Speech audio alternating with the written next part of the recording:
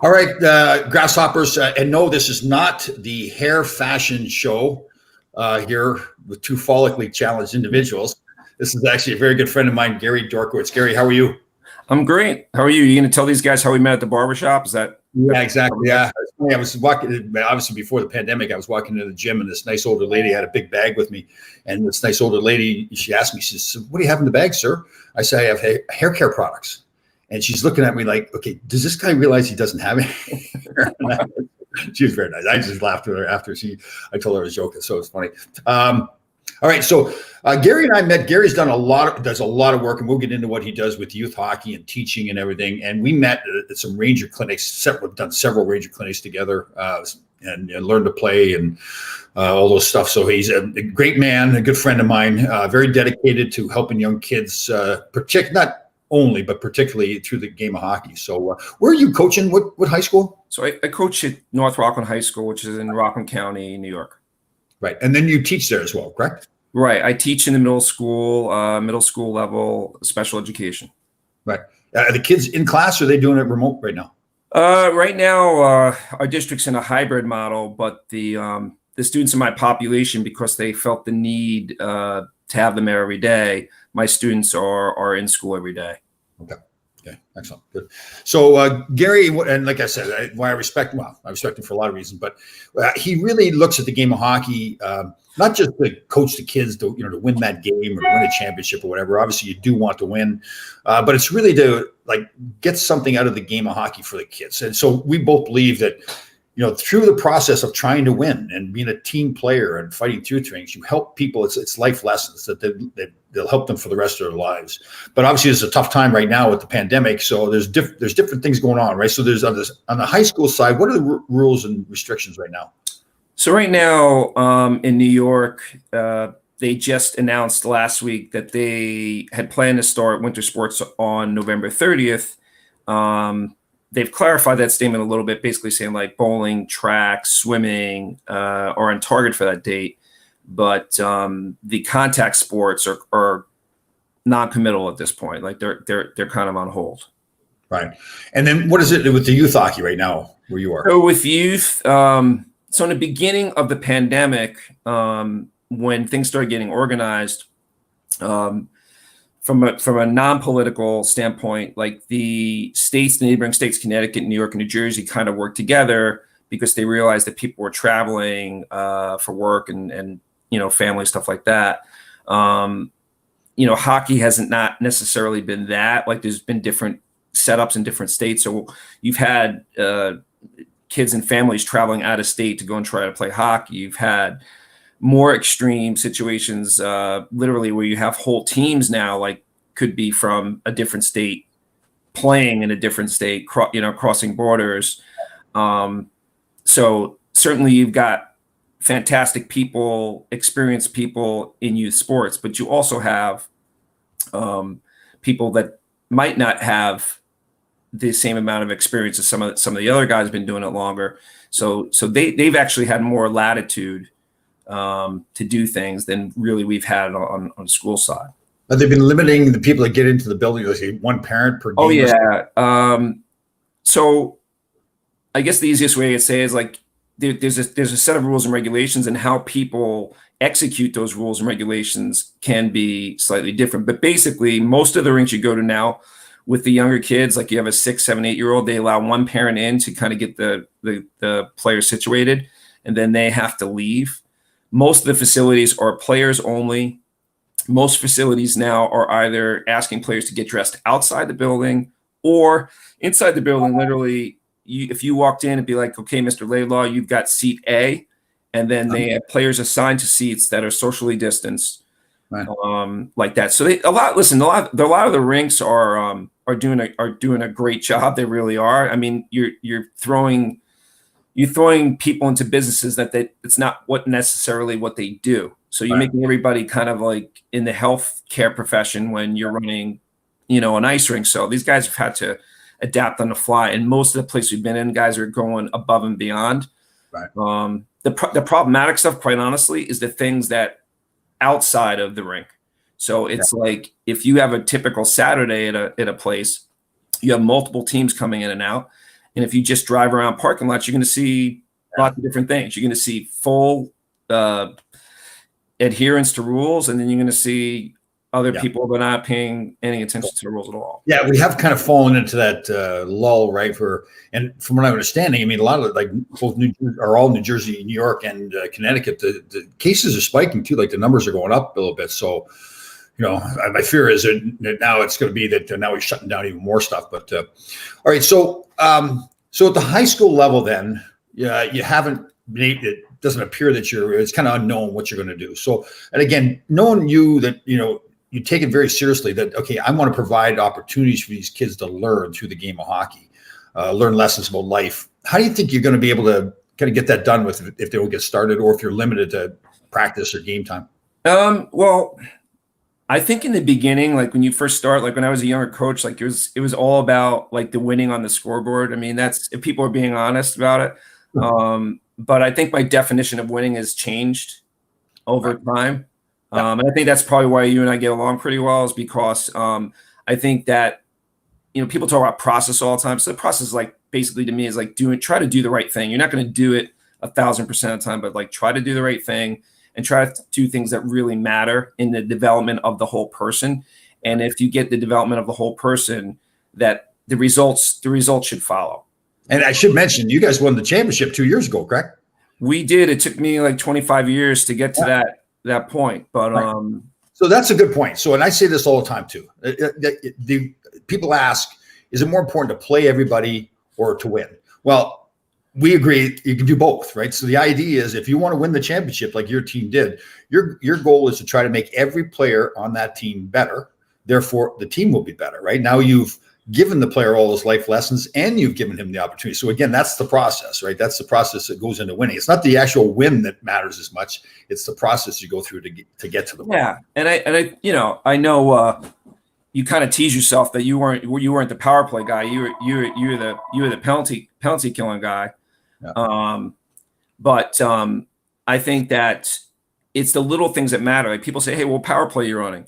And it's really not about that. It's about having a conversation maybe on a 10-minute bus ride with a player who you feel might have an ability to be, say, stand in front of the net on a power play, and you have an authentic conversation. Say, like, I know you're not playing a lot, but this is a spot we think that you're perfect for, and we want to put you on this unit. And you have that honest conversation. You take the 10 minutes on the bus ride, you use it before practice starts, and you look the player in the eye, and you have that real conversation. Like those are the kinds of things that I think that I've learned to do more. And again, like I know I'm far, far away from where I want to be as a everything, but those are some of the things I learned, is like just taking those little things and taking advantage of that those little things add up. But it's you have to be inclusive. Every player or every person in your organization, if you don't feel like you're valued as that person, you're not going to want to be involved with whatever it is. So it's so that anyway, the point is like taking time to talk to every person. So like a little mental checklist is like during the week, I got to get to this guy. I know that whatever certain situations happen, and I got to make sure I take a few minutes to talk to each person. Will you be able to, like, are you going to target being able to do that more now if there's no season starting? Are you going to try to communicate with the players all the time? Yeah, well, it's kind of interesting. So in teaching, right? So when you're navigating now in the schools and in public and everywhere else, everything is about social distancing. So you have a mask on. A lot of times it's just hard to understand people to begin with. You have to social distance. So you can't really get physically close to the people you're instructing.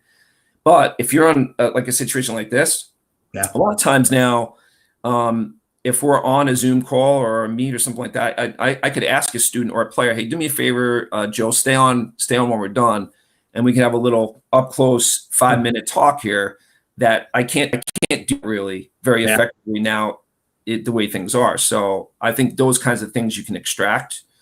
I mean, I'll tell your viewers this, like I'd asked you to do me a favor a couple of months ago and jump on with our youth coaches. I kind of felt the same way in those situations because that was like the height of the pandemic we did. I think it was like in April, and people were having a very difficult time from a mental, social, emotional standpoint. And at that point, like you're like, yeah, sure, I got on and we did a whole thing on culture and but the biggest thing about that whole evening, I thought there was great content and conversation. The biggest thing though was giving our group a feeling of normalcy to talk about hockey, to talk about culture and hockey. It really didn't matter about the sport. What mattered was like we were trying to do something for our group to help in some small way to just get some stabilization. It's unbelievable too. Like, what is it, 8 months now, right? And I remember I said this to somebody the other day, and at least for me anyways, I think I naively felt like, okay, this is all going to magically stop like in 6 months. And we go, man, it's dragged on for 8 months now. And I'll be honest too, I have days, I'd like to be positive in my world, but there's some days where it's just like, oh my God, just keeps on going. And now you see where the cases are spiking. I was talking to actually Ron Greshler today, and he was saying he's in Manitoba, they've kind of shut down the borders. You can leave the province of Manitoba, but I think you can't come back at all, or you got to quarantine when you come back. So, it's not going away anytime soon. And, you're right. It's, these kids like we're talking that normally have hockey to go to. I remember how it was for me. Like my whole life, I always had a hockey team to go to, it started with winter. So I'd always have training camps and be on a team. And I remember when I first retired or told I was going to retire when I was with the Kings, it was gone, and I was so used to, as an adult, even just having that team all the time. So these kids now who are so used to, they get to that high school level and they've been playing hockey, all youth hockey, and they've always had a team to go to. Now I know it's not like it's going to be gone forever, but for right now, if it's gone, it's kind of like it's a big thing out of their life, right?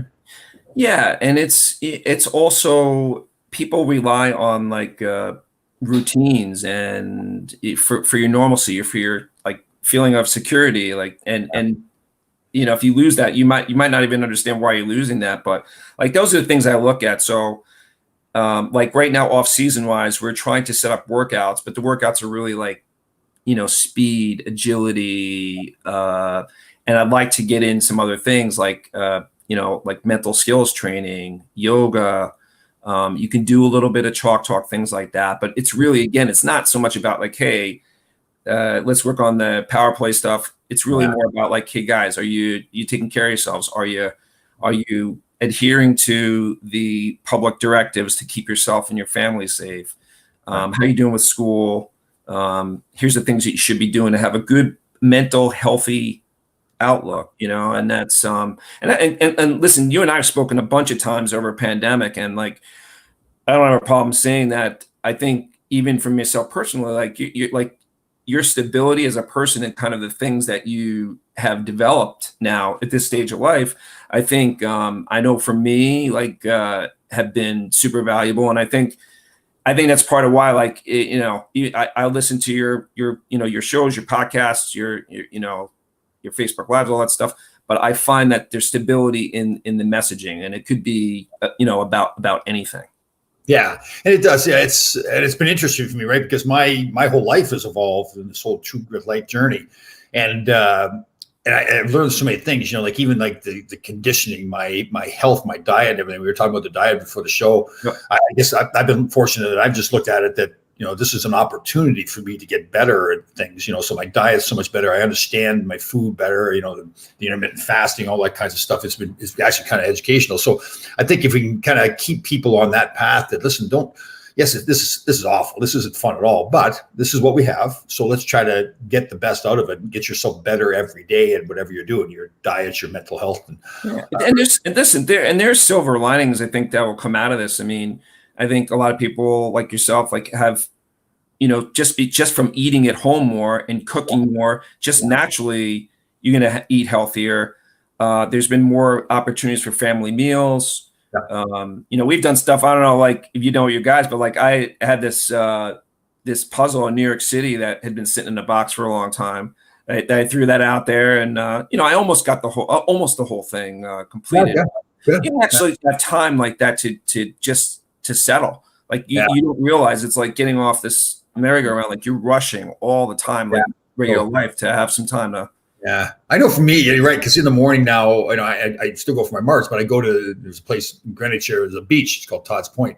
And I rush to get there every morning. So the sun's coming up, and it's just, I've never been somebody that's like excited about sunsets or sun's coming up or anything like that. But it's kind of like, wow, it's one of those things you say to yourself, this is something I've been missing in my life. You get out there and the different colors and all that kinds of stuff, and sound of the water in the morning. In fact, I take a video and I send it to a few of my friends to make them jealous around the world that they're not there. I don't know how many guys are jealous of being up at 4 a.m, but yeah, sure, I know. There's a couple. I mean, let me ask you something. So, I know like leadership, right? Leadership is like it's probably an overstated topic, but it's probably an under-delivered effect. And a lot of people talk about it. Who's been? I know you're a big Herb Brooks guy under normal circumstances, and I'm not talking about hockey, but who during the pandemic for you has been an example of a good leader? Oh, wow. That's a great question. I think it's it's given me an opportunity to watch a lot of Joe Rogan has a lot of Navy SEALs on. I've got tied into that community, the Navy SEAL community. And I guess for them, they've kind of reinforced stuff for me. So, we had this event a few months ago to swim across the Hudson. And a buddy of mine was training them, Mark Puttenvink, actually. He was a former strength coach with the New York Rangers. Great guy. Not as good a shape as me. No, he's in great shape, so I give him a hard time. But he trained him. So he asked me to do a podcast with these Navy SEALs prior to the event to help promote it. They're raising money for homeless veterans in New York City. And so I got these guys on, and they were amazing people in that they were so confident in themselves because of the training they'd done as SEALs, the things they'd been through. When they engage with people, and I watched them on the podcast and I watched them at the event, engage with me and other people there. And they really, they weren't just giving you lip service. Like if they asked you how you were doing, they put their best effort into that conversation with you. It's like everything they do in their life is they give their best to it, and I talk all the time, my march in the morning is really a walk. I just try to get the most out of each stride. When I make the bed, I make it perfect. Now, when I make my foods, I want my foods, to do something for my body that's good. And those guys, they really reinforce that they again, it's just the little things with them. They look you in the eye, they shake your hand, they call you brother. Like I joke around with them, because I'm not part of their brotherhood, but I had my own brotherhood as a player. And so they're calling me brother. And I said to one guy, she says, all right, if I call you guys brother? And he said, yes, you're part of the brotherhood now. You're a brother. And it's pretty cool to watch them because here's these guys, they're the ultimate warriors, right? But they're just a total gentleman, totally respectful. Like I said, I was really impressed with when they ask you how you're doing and you're having a conversation with them. And it's such a great lesson for everybody, especially young kids coming up, that they're into the conversation. They're not just standing there. They're there talking to you, and they're going to give you their best, and they're going to get the best out of the conversation. I learned so much with this. One guy I wish I could remember his name. He lives upstate New York, and he had this saying. He says, I give myself a contract every day, a 24-hour contract. And the deal is with myself that I want to make myself a better version every day. So during that 24 hours, and he actually put it in those ways. And I was like, wow, that's pretty cool the way he said that, and I use that sometimes now too. And that's where I got it. I would say those guys as a group were really important. And, we had this other event. I know I'm going on here, but we had another event. One of the Navy SEALs had us out to his buddy's farm out in Pennsylvania. And the videos I posted online, and we're doing this Navy SEAL tactical training. And, this guy's been through it all, right? He's out in the Navy SEALs now, but it was 15 of us, and it was for free. He was just doing it because, we helped him out with the event. But he was really into it. He was there to give us his best that day, and I guess that's the one key thing I got from those guys, that when they do it, they give their best when they do it. So, but that's the thing. It's like, I know, so we'll use hockey as an example. Like, I know you've had coaches, and I know, like, for myself, I've had coaches, and I've probably been that coach for some of the guys where, maybe that coach wasn't very popular at the time the player was playing for them. But the messaging that you got at that time, it stuck with you, right? Yeah. And I know, like, you always talk about the passes come from the heart, right? Yeah. And that's what I was thinking of when you were describing that, is that it's the intentional behavior. And it sounded like when you were talking about that Herb Brooks Herbieism, whatever. That that's what he was. That seems like what he was talking about. Is like doing things with a purpose. Don't just flip the puck out there, right? Like, how did he say that to you? Well, he kind of like Herb was really good, right? Like if he saw he had these teaching moments, right? And he would look for opportunities for these teaching moments. So if we were going through practice and we were kind of going halfway, guys were missing, he knew, obviously you're an NHL player. You should be putting the pass on the tape, right? And if we were starting to miss passes, he sees the opportunity, right? He'd stop the practice and he'd get down and he'd get like passionate too. Like he'd really, like he's a right-handed shot. And he goes, when you pass the puck, you pass it with your heart. And he'd take it and he'd just rifle a pass, you know? And it was the whole package with him. So same thing as the Navy SEALs. He was giving his best effort for that teaching moment right then. And it's just like, you know, and then you got it. But it's funny, right? Because you hit the nail on the head with Herbie. Because listen, I admire Herbie now, and I love him for what he gave to me. You know, the knowledge he gave to me about life and everything. But at the time when he was coaching, there's a lot of times where I just flat out hated him. Like he was just, you know, like I didn't want to hear that stuff, right? But now I look at it that passes come from the heart. When you do something, you put your heart into it. You give it everything you got. Yeah, and it's like, and when I mean, obviously there's the TV version of Herb Brooks, and then there's the stories like that. But it's always stuck with me, like with Nick Fotiu, how Herbie was his favorite coach. So again, being a hockey moron here, like I'm thinking like, you know, Nick was like a rough player. Like there's no way, like a guy who's bringing a European flavor to the NHL, I don't see that as a match at all. But in fact, if you say something bad about Herb Brooks around Nick, you're taking your life in your hands, right? Well, and it wasn't, when you mentioned it before, like about making every player on the team feel like he's valuable. Yeah. So Nick didn't play a whole lot. You know, Nick didn't play power play, penalty killing. He was a fourth line player. But what Herb did, he had him other duties off the ice even. Like you listen to Ron Duguay tell stories about how Herb would have Nick go talk to Ron Duguay on his behalf. Like she would give Nicky these other jobs. In fact, it was funny because I joke around. I said, well, on what exact date, Nicky, did Herb adopt you? Like as your adopted son? Because Nick and I would sit beside each other at the locker room at the practice facility. And over time, you know, I'd start getting pretty cocky with Herb and everything. And he actually liked it to just snap back at him a little bit. And so Herbie would walk in and walk to the locker room. And I said, hey, Herbie, your son's over here. And here, Nicky's right here if you're looking for him.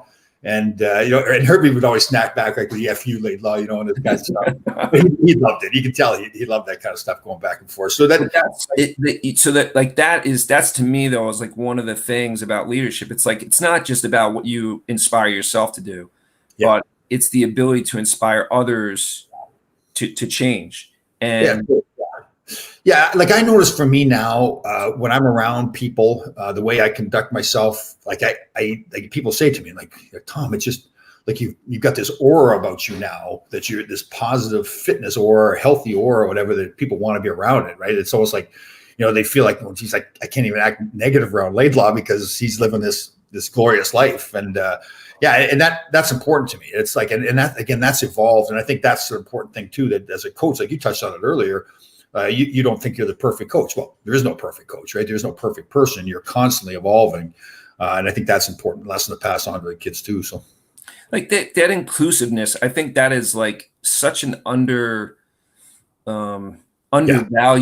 piece. I mean, you think, like, I'll use a quick school example. So you're a new kid at a school, you come in the lunchroom, it's your first day. Now the next 30 seconds is going to shape so much.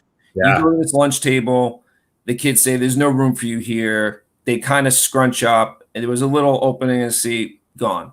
Yeah. You go to the next table, the kid elbows the other guys down, and he just pats it, hey, right here, buddy, gotcha. Yeah, totally. The whole world in 30 seconds, whole different thing. The kid goes home, parents say, hey, how was your first day at school? Oh, it's great. I met these guys at lunch, made room for me, as opposed to like, I don't want to go back, Mom.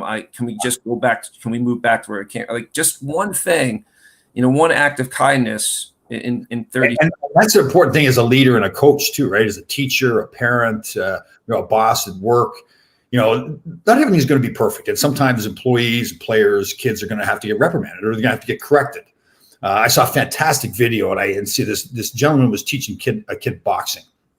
And he was teaching, like, it was really strategic boxing too. He knew what he was doing, and the kid couldn't pick up things right away. And the guy was very adamant, but he was supportive, and but he was, he was pounding into him. No, here's what you got to do. Here's what you got to do. And the kid started crying, And the guy was fantastic as a coach. I wish I'd kept the video. I'll try to find it again. But he said to me, he said, listen, you're not doing things right now. So I'm going to teach you and help you get better. But just because you can't do it now doesn't mean you won't be able to do it down the road. You're fine. You're just, this is normal. People just sometimes can't do things right away, but you'll be able to do it down the road. And you can see the kid's face changing. He started to cry, and he went back at the exercise, and he still didn't do it perfect, but the guys now correct him again. And now he's starting to pick it up. And now the kid's thinking, wow, yeah, I'm getting this, right? I mean, it's, I just think it's a huge thing and it's not just leaders, but typically the coaches, the leaders, that they do that with kids and correct the mistakes, but also show them that you're going to get better. You're going to get better all the time. I don't know when it started, but at some point, like culturally, we became afraid to let our kids not fail, but have temporary setbacks or failures. Being afraid to let them, like, even, have a conversation or make a phone call for themselves. Yeah. Oh, totally. Yeah. It's a shame. It's, to me, some of the best lessons I ever learned were from my failures. About how to bounce back. Like I said, people, listen, 2 things that you need to know for certain.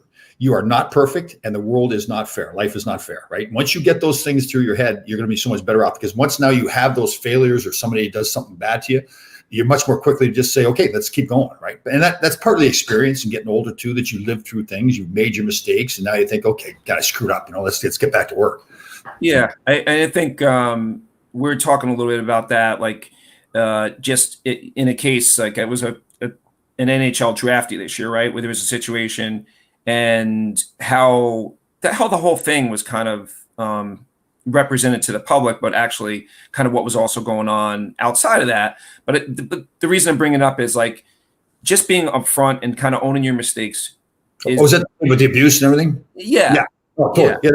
From my, I'm glad you brought that up. From what I've seen and read, if it's all accurate, the parents didn't do anything to get, first of all, so many good things could have come from that. It was a terrible situation what this young man did. Just so everybody doesn't know, there's a kid drafted by Arizona this past year in the 4th round.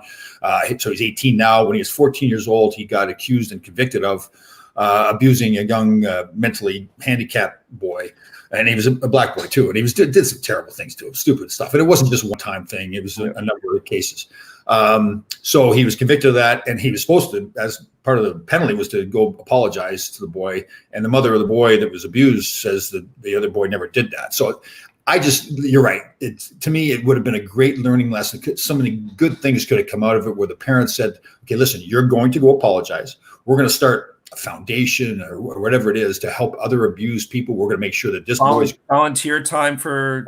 Totally. Yeah. I mean, it's when we first heard the story, we thought, well, geez, he deserves a second chance. He was a young kid when he did it. But the fact that nothing was done to help him, it's just like, think of all the good stuff that could have happened, right? I mean, it's just, yeah, you're right. So again, it's that case, either you make a mistake, something happens to you. Hey, you did it. It's there's no disputing it. You did. I had a player, I think it's all right to tell the story. When I was in the agent business, and he was doing steroids. And at that time in the NHL, there was no rule against doing steroids, but he was trying out for an Olympic team, and he got caught doing the steroids. So everybody was going to know that there's no penalty for him, because the NHL couldn't do anything to him. But everybody in the world was going to know that he got caught doing steroids. He says, "So what do we do?" And I come up with that whole farming background where, well, you stand up in front of everybody, you say, "Okay, I did it. There's no excuse. There's no mistake about this. I did it. I shouldn't have done it. I'm going to try to make amends and help other kids, go around, talk to kids." And then once he said that, there's nothing anybody else could have done. They can't ask any more questions. He said, I did it, and I was wrong. I shouldn't have done it. Right. As opposed to not doing that and have people constantly dog you and ask you these questions until you're going to answer them under more duress. Yeah. So now this young boy with the abuse that was drafted by Arizona, he now was released by Arizona. They renounced the draft pick, and he was going to University of North Dakota on a hockey scholarship, and he booted him off the team. So the parents, again, I don't know, just from what I've read, and I'm sorry if I'm wrong, but what I'm seeing, I was wondering, what were the parents thinking? Your boy did something terrible to another person. That's the first thing. So that needs to be corrected. And now let's teach your boy a lesson and help other people through all this. And it's just right. Like they have, like in our high school, they have this great program called Best Buddies, and the premise of the program is like you have developmentally handicapped teenagers, and you have mainstream students who come in and participate in multiple activities with the students. So it could be bowling, could be field day stuff, basketball, anything, playing video game, anything.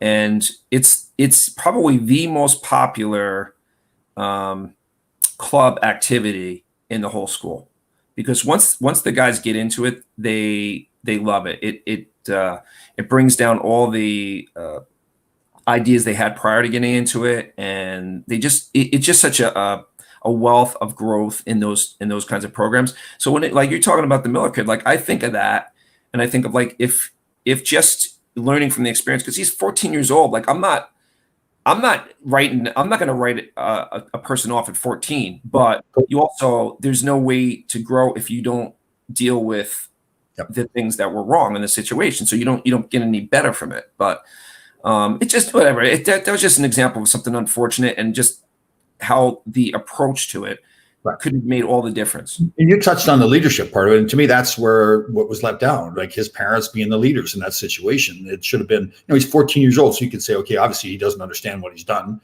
But it's our job as parents, as the leaders of this family, to make sure he, first of all, does understand how bad it is, what he did, how he affected another human being. And here's what we're going to do about it. But I agree with you. Well, and the partnership that goes with coaching a player, or teaching a player, or raising a child. That partnership, you have both involved and both people are given the same message. It's a lot more effective, a lot more powerful, and everybody benefits. Well, listen, great talk. We'll do this again. Again, this is Gary Dorkworks, a really good friend of mine. I had a ton of respect for him. The way he looks at coaching kids is not just to win championships, although he does win. It's also to help kids and build. So it's a tough time right now with a lot of kids missing their hockey and all their sports. And I'm glad we got into the leadership thing too. And I think it's important for the leaders, all these communities, the parents, the coaches, the business leaders as well, to make sure that we take care of these kids. So, all right, bud, great talking to you. Thanks, Tom. See you, everybody.